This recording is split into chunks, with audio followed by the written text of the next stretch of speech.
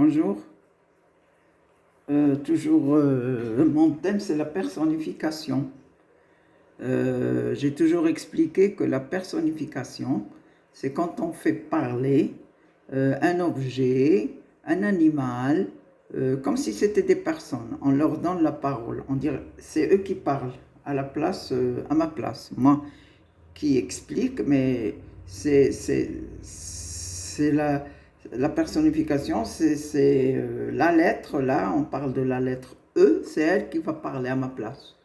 Je, je la remercie. Voilà. Alors voilà ce qu'elle nous dit. Je suis la lettre E. Je suis une voyelle parmi les 27 lettres, les 26 lettres de l'alphabet. Donc, dans l'alphabet du français, il y en a 26. On les divise en deux parties. Il y a les voyelles et il y a les consonnes. Donc, la lettre E fait partie des voyelles, comme ce que vous voyez. Donc, elle fait partie des voyelles et les voyelles sont A, E, I, U, O, Y. Voilà les voyelles. Elles sont 6. Bon. Alors, faites attention à ce que je vais vous expliquer. C'est la lettre E qui parle, c'est pas moi. Alors, qu'est-ce qu'elle va nous expliquer, cette lettre E? Eh bien, il va parler des accents, parce que la lettre E, elle porte des accents. Alors, soit elle ne porte pas d'accent, soit elle porte un accent qui est de cette forme-là, qui est penché du haut vers le bas. C'est ce qu'on appelle un accent aigu. Un accent aigu. Alors, un accent aigu, quand est-ce que je porte cet accent aigu? En tous les cas, on m'écrit avec un accent aigu, on peut m'écrire avec un accent grave, comme vous voyez, et on peut m'écrire avec un accent circonflexe. Nous, on dit le chapeau, on dit un chapeau. Donc là, il y a l'accent aigu. Là, il y a l'accent grave. Et là, il y a l'accent circonflexe.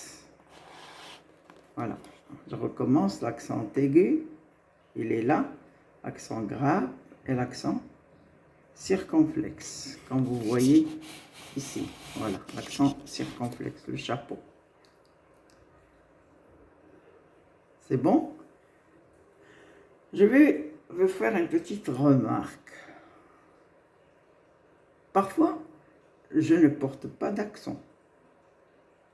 Alors, un accent aigu, un accent grave, un accent circonflexe et parfois pas d'accent. On va commencer par l'accent aigu. Voilà, accent aigu. Alors, je porte un accent aigu quand je suis la première lettre du mot. La première lettre du mot. Comme ici, école, je suis la première lettre du mot. Étude, je suis la première lettre du mot. Je porte aussi un accent aigu quand je suis la dernière lettre du mot. Canapé, c'est la dernière lettre, et abonné, c'est la dernière lettre. Ça va comme ça. Je continue. Et quand je suis au milieu du mot, devant une consonne, j'ai écrit la A, pardon, c'est une. Quand je suis devant une consonne, regardez là, je suis au milieu, là je suis à la fin, comme ce que j'ai dit, elle porte un accent. Mais je suis là, au milieu, mais après moi, il y a une consonne, la lettre T. Donc je dis varié, T. Le E accent, c'est à la fin, donc comme ce que j'avais dit. Mais variété, le E là, il est devant une consonne. La consonne, c'est T.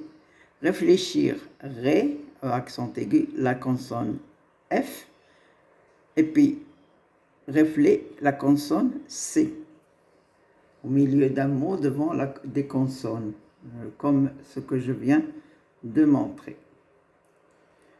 Là, il n'y a pas d'accent, E sans accent. Je ne porte pas d'accent. Lorsque je suis devant une double consonne. E avec deux consonnes, il y en a deux. Essuyer, pas d'accent, il y a deux consonnes. Mettre, il y a deux T, pas d'accent. Double consonne. Double consonne ici, effrayé, pas d'accent. Donc devant les doubles consonnes, je ne porte pas d'accent, mais on me prononce quand même et essuyer, mettre, effrayer. Je continue. Maintenant aussi, je peux être devant une seule consonne. Voilà, une seule consonne. Je peux être devant une seule consonne. Alors, il y a escalier. La consonne S. Et la consonne S toute seule. Escalier, pas d'accent. Exemple. Consonne X. Pas d'accent. Je mets. La consonne ici, c'est le T. Mais. Pas d'accent. Fermer. Fermer. La consonne, pas d'accent. Donc voilà, il y a des règles à respecter. Et aussi, lorsque je suis un verbe à l'infinitif, automatiquement, les verbes du premier groupe, comme manger, comme parler, comme chanter, comme danser, avec le ER à l'infinitif, il n'y a pas d'accent. Je continue. E, accent grave. Quelle est la différence qu'il y a un accent grave et un accent aigu? On appelle l'accent aigu un E fermé. Quand je dis écolier, c'est fermé. Mais accent grave, quand j'ouvre ma bouche, je l'ouvre. Fenêtre, il y a le E qui est ouvert. Fenêtre. Je ne dis pas fenêtre, fenêtre, mais je dis fenêtre. Donc l'accent, il est ouvert. Comme ici, par exemple, collège, collège. Fenêtre, fenêtre, ça prend un chapeau, excusez-moi. Mais collège, c'est ouvert. Je ne dis pas collège, je dis collège, c'est ouvert. Quand je dis brièvement, c'est ouvert. C'est un E ouvert. Donc je porte un accent grave devant une consonne qui finit par un E muet.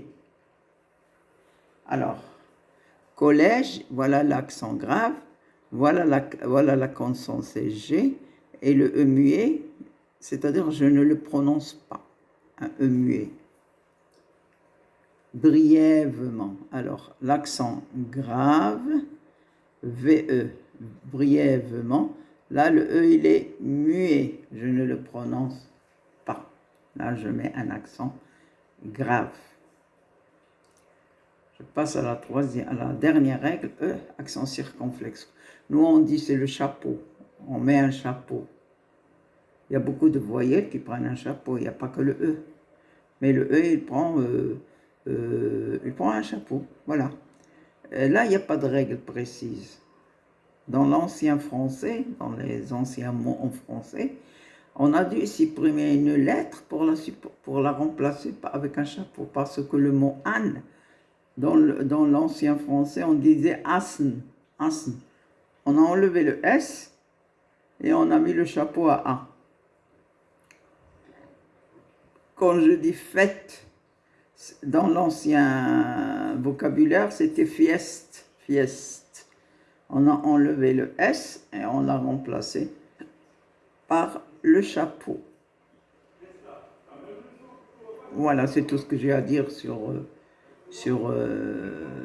le E, Et il y a des règles, vous savez que l'orthographe, si on ne respecte pas les règles, si on n'a pas des règles, on fait toujours des fautes. Donc, il faut toujours apprendre les règles. Il faut les apprendre. Par exemple, quand je donne la règle de l'accent aigu, il faut l'apprendre. Et comme ça, quand vous êtes en train d'écrire, vous ne vous trompez pas. Donc, toutes les règles de E qui portent un accent, il y a des règles qu'il faut apprendre. Parce que les règles, si on ne les apprend pas, on ne se rappelle de rien du tout. Ce n'est pas en lisant que je vais apprendre, mais c'est en apprenant que je vais apprendre. Parce que dans le temps, moi je me rappelle quand j'étais encore élève, nos professeurs nous donnaient des règles, on les écrivait, on devait les apprendre par cœur. Et si on ne les apprend pas par cœur, on a des punitions. Écrire la règle 20 fois, écrire la règle 40 fois, etc. Et là, ça restait gravé dans la mémoire. S'il vous plaît, apprenez à essayer d'apprendre les règles, de les apprendre par cœur. Lorsqu'on apprend par cœur, on retient la règle pour toute la vie. Mais quand on lit comme ça, on laisse passer, non, on retient rien du tout et on continue à faire des fautes. Voilà. Donc, je vous conseille de faire ça, d'apprendre les règles et je vous dis que voilà, j'ai fait cette leçon-là sur l'accent de E parce que j'ai remarqué qu'on met des accents n'importe comment. On met l'accent aigu à la place de l'accent grave, on met l'accent grave à la place de l'accent aigu. Et ça vous diminue les points. Quand vous écrivez, le professeur souligne les fautes avec le stylo rouge, ça alourdit la page et en voyant trop de rouge, ça diminue la note. Voilà, c'est tout ce que j'ai à vous dire. Je vous souhaite bonne chance. C'est la rentrée scolaire maintenant, c'est le début des classes. Donc il faut se mettre sérieusement et essayer de travailler le plus possible pour gagner des points, pour gagner la bonne réussite. Voilà. Et merci beaucoup et au revoir et à la prochaine. À la prochaine.